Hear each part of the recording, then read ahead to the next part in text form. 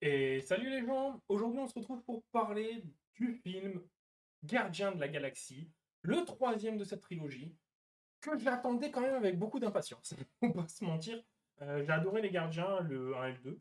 Et le 3, en réalité, je trouve que c'est le meilleur des trois. J'ai vu beaucoup de personnes le dire aussi sur Twitter, j'ai aussi vu beaucoup de personnes dire que c'était le meilleur film depuis Endgame. Et en vrai, je suis assez d'accord avec eux. C'est probablement le meilleur film depuis Endgame. Tout simplement parce que ça a fait depuis Endgame, je crois, depuis Infinity War aussi, que je n'ai pas été voir le même film deux fois au cinéma, alors que celui-là, j'avais vraiment envie d'aller le voir une deuxième fois au cinéma, chose que j'ai faite d'ailleurs. J'ai vraiment kiffé. Ouais, je suis un pigeon, c'est pas grave. J'ai vraiment kiffé le film, il est vraiment intéressant et en fait j'avais envie de dire on a du Marvel, quoi. Enfin on retrouve on va dire cette patte Marvel avec beaucoup d'intensité, un peu d'humour à la Guardian of the Galaxy et une vraie dose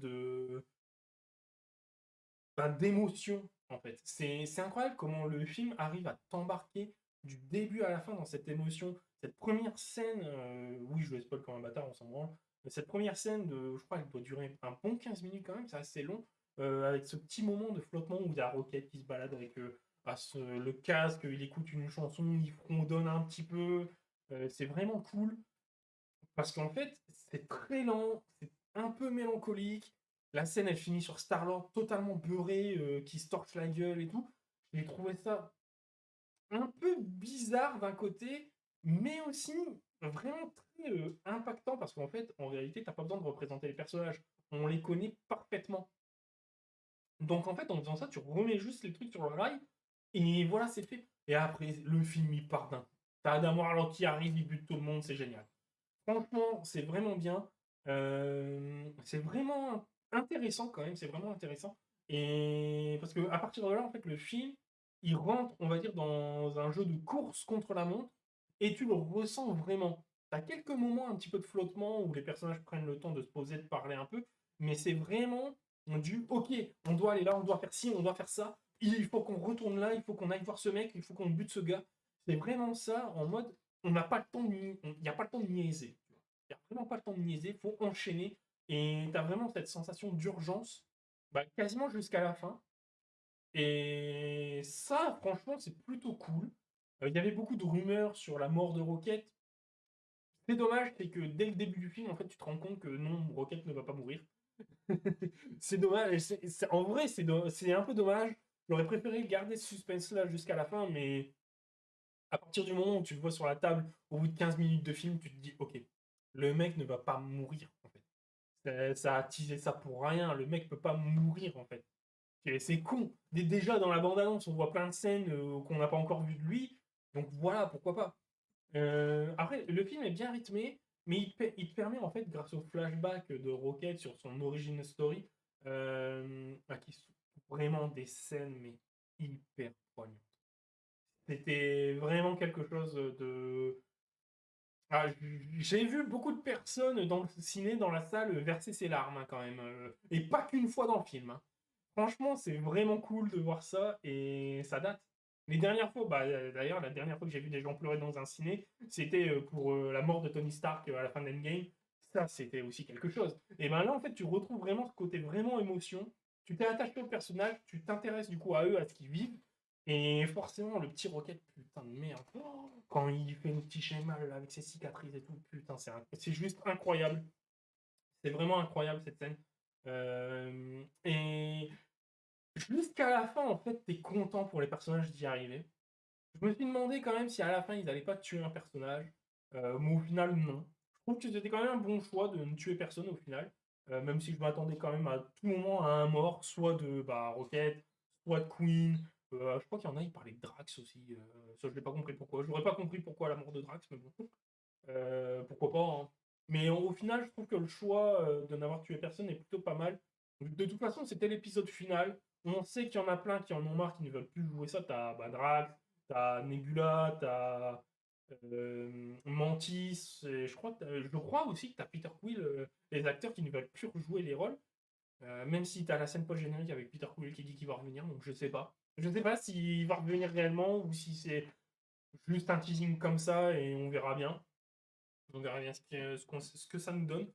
Donc à voir. J'ai aussi failli oublier, c'est en fait l'humour est extrêmement bien dosé dans le film. J'ai adoré le connasse de Nebula. Le truc est sorti tellement naturellement et de nulle part. Je trouve que l'actrice, parce que de mémoire, c'est elle aussi qui fait sa voix française vu qu'elle est francophone. Je crois qu'elle est canadienne de base, je sais plus. Mais en tout cas, elle parle français, du coup, elle a refait son doublage en français. Et je trouve que ça ajoute un apport, mais vraiment hyper violent, parce que du coup, tous les dialogues de. Même si tous les autres acteurs de doublage sont juste excellents, hein, c'est pas le problème, mais en vrai, le personnage, ça nécessitait vraiment ça, je pense, parce que le personnage de Mantis, je parle de Mantis bien évidemment, le personnage de Mantis, elle explique pas mal de choses, elle est très versée sur l'émotion, sur ce côté un peu débile, un petit peu comme Drax, mais aussi un petit peu plus intelligente que Drax, et beaucoup plus intéressante aussi que Drax d'ailleurs. Mais du coup, pour moi, il fallait vraiment rajouter ça, et j'avais peur en fait que le double, enfin, je ne sais pas quel ça rend en VO, mais généralement, on va dire les insultes, les grossièretés, quand ça passe en VF et en doublage VF, c'est souvent très édulcoré et très, on va dire, amoindri. Parce qu'il faut quand même l'avouer, aux États-Unis, c'est surtout le fuck, etc. Quoi, point, quoi. Et là, alors qu'en français, comme le dit si bien à le mérovingien dans Matrix, on a tout un florilège d'insultes différentes et qui passent extrêmement bien. Donc pourquoi ne pas les utiliser? Et là, Nebula, c'est Nebula qui se prend le connasse, pardon, c'est juste mais tellement bien dosé, tellement bien amené, c'est juste exceptionnel. Le passage où Drax il dit ouais je vais imiter un singe et au final il fait le robot et il dit mais c'est pas un chimpanzé ça et t'as Nebula et ça me dépasse. Je trouve ça mais juste incroyable. Et tout fonctionne dans le film et l'humour est vraiment extrêmement bien dosé. Ça me rappelle vraiment en fait l'apparition des premiers gardiens quand les gardiens sont arrivés justement avec cet humour un petit peu à part dans l'univers Marvel qui ont ensuite essayé d'être décollés dans tous les Marvel avec plus ou moins de réussite, faut pas se mentir, hein, il y a des comics, c'était un peu con. Mais là, en vrai, le comic marche extrêmement bien et ne vient pas impacter le, le côté dramatique en fait, de la chose. Les enjeux, le drama, on va dire les côtés dangereux, on peut perdre un personnage à tout moment, on le ressent en fait. On le ressent dans Scorecor quand Drax a l'impression qu'il va crever. Pareil pour Mantis quand elle crache du sang. Pardon, putain, je les confondrai tout le temps, les deux là. Quand c'est Nebula qui se met à cracher du sang, quand t'as Quill qui est dans l'espace, que t'as l'impression qu'il va te claquer, t'as toujours ce côté-là où en mode est-ce qu'on va pas en perdre un en route? Et malgré tout ça, ils arrivent quand même à être drôles, à avoir des gags, et ça marche tellement bien. Ça marche tellement bien, il n'y a rien à dire, ça marche tellement bien.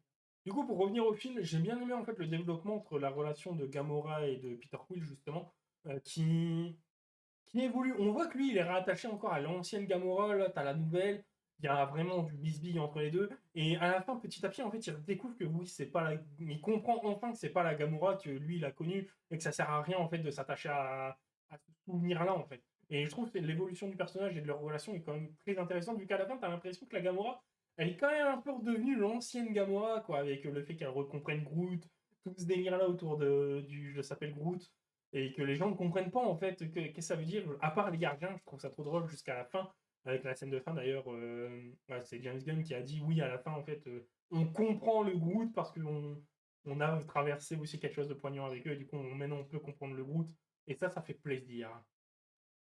Ça c'est vraiment intéressant, c'est un peu la cerise sur le gâteau on va dire. C'est plutôt sympathique. Maintenant on va dire, on va parler quand même des choses qui marchent un peu moins bien, et les trucs qui m'ont un peu déçu dans le film. Sylvester Stallone, je m'attendais vraiment pas à le voir. Je m'attendais vraiment pas à le voir. J'ai trouvé ça intéressant. J'aurais bien aimé le voir un peu plus, en vrai, même si je pense que un acteur comme lui aurait très vite volé la vedette, vu que bah, dans les scènes où il est là, le mec il en impose tellement que les autres, tu les vois quasiment plus. En fait, tu regardes que Sylvester Stallone. Donc c'est plutôt cool. Donc je comprends le fait de ne pas l'utiliser plus, mais j'aimerais bien en fait un film avec les gardiens d'origine, avec Sylvester Stallone, le mec en glace, la meuf, on va dire un peu gothique, je sais plus leur nom, le robot et tout, la genre de salamandre qui est sorcier en fait. Ça aurait été cool, même s'il n'y a plus Yondu qui était aussi dans cette équipe-là à la base, donc pourquoi pas? Pourquoi pas, ça serait cool de le revoir. D'ailleurs, ça avait été teasé, je crois, à la fin des Gardiens 2. Comme quoi ils vont se regrouper. Ça serait cool de voir un film avec ça. Je trouve que ça serait intéressant. Franchement, ça serait vraiment cool à voir. Euh, Pourquoi pas? En plus, maintenant, Stallone, il se met à faire des mini-séries sur Paramount Plus, tout le sacking. Il faut que je regarde d'ailleurs. Il faudrait que je regarde ça. Franchement, ça serait cool. Franchement, ça serait vraiment cool de voir ça et intéressant en vrai. Je pense que ça serait vraiment intéressant de regarder ça et d'avoir un Gardien de la Galaxie en série. Pourquoi pas une petite série autour de ça, ça serait cool. En plus, t'es pas obligé de développer des histoires vraiment poignantes. Tu prends un fil rouge un peu à la con avec une scénette, basta, et puis basta. Et voilà quoi, tu développes une mini-série de 8-12 épisodes autour d'eux et c'est cool. Bref, je termine cette parenthèse. Donc voilà. Après, il y a quand même le côté Adam Warlock où je suis un peu triste de le voir en fait uniquement. Il est sous-exploité dans le film.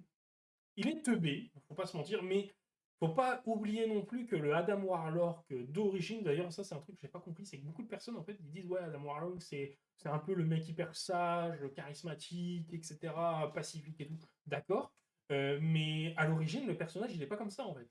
Parce que quand il est justement créé par Conclave, je sais plus si c'est Conclave ou. Non, c'est l'Enclave.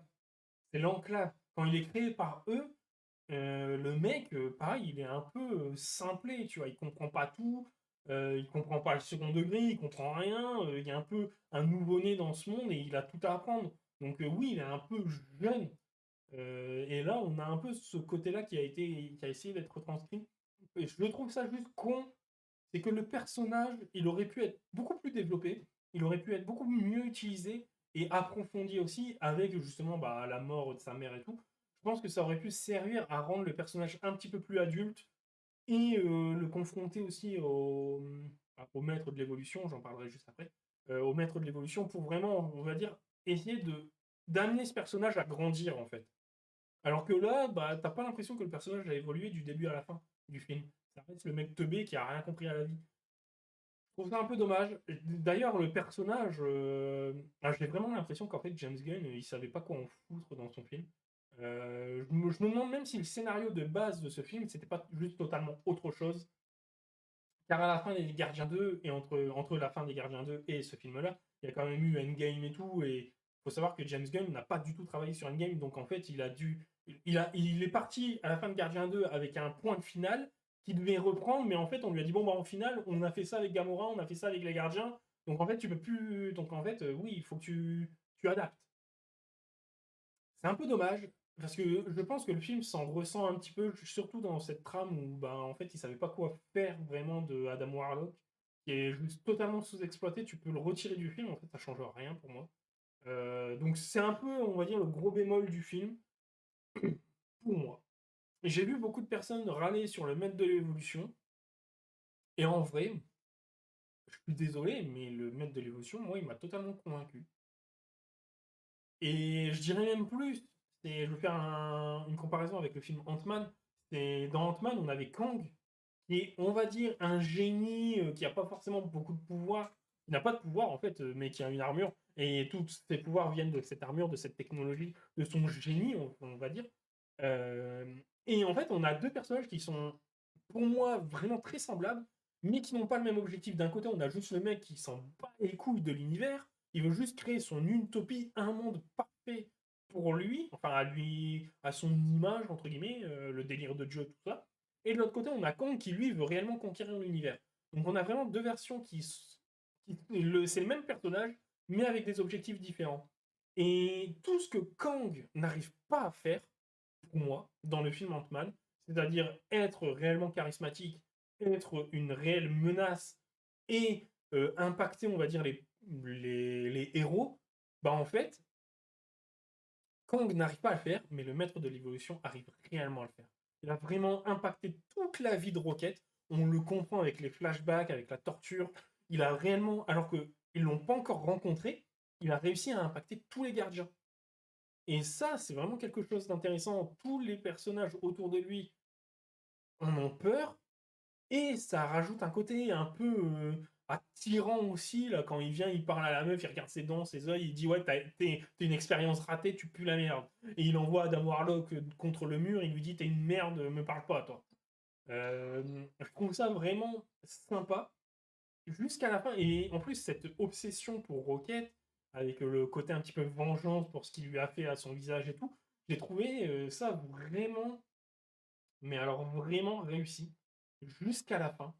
Et je suis désolé, mais le personnage pour moi est réussi. Je comprends pas en fait les gens qui disent ouais, le personnage est raté. J'arrive pas à comprendre. Si vous avez un avis, n'hésitez pas à me le dire. J'aimerais comprendre en fait pourquoi les gens n'aiment pas ce personnage. Moi, je l'ai trouvé très réussi. Donc, le seul bémol, c'est en fait on va dire le fight final entre le maître de l'évolution et les gardiens. J'ai bien aimé le non, je suis Rocket Raccoon avec les bottes, hop, il revient sur le sol, il tire dessus. J'ai trouvé ça vraiment sympa, mais en mode un petit peu aussi, vu que juste avant il dit ouais, je vais plier la gravité à ma volonté, et ensuite t'as Rocket qui le bat sur son propre terrain avec ses bottes à gravité, et il lui tire dessus. J'ai trouvé ça vraiment le truc un peu, la création t'a dépassé, tu vois. La création a dépassé le maître, en gros. Mais j'ai trouvé ça un peu dommage de ne pas avoir un réel fight final entre les gardiens avec Adam Warlock contre le maître de l'évolution. Un vrai fight, on va dire, un petit peu épique, un peu intéressant, un peu à la Thanos contre Tony Stark, que ce soit en fait contre Tony Stark, Doctor Strange, Spider-Man, etc. Dans Infinity War ou Thor, Captain America, Tony Stark dans Endgame. J'aurais vraiment voulu voir un truc un petit peu comme ça. Pourquoi pas, en vrai. J'ai vraiment l'impression qu'en fait le film aurait pu durer 4 heures. Vraiment, vraiment. Et être vraiment bien, en fait. Donc à voir s'ils vont nous sortir une version longue avec peut-être plus de scènes d'Adam Warlock. Pourquoi pas. Euh, Et j'ai bien aimé aussi un truc très drôle, c'est jusqu'à la fin le ouais mais c'était cool. Ouais c'est cool hein.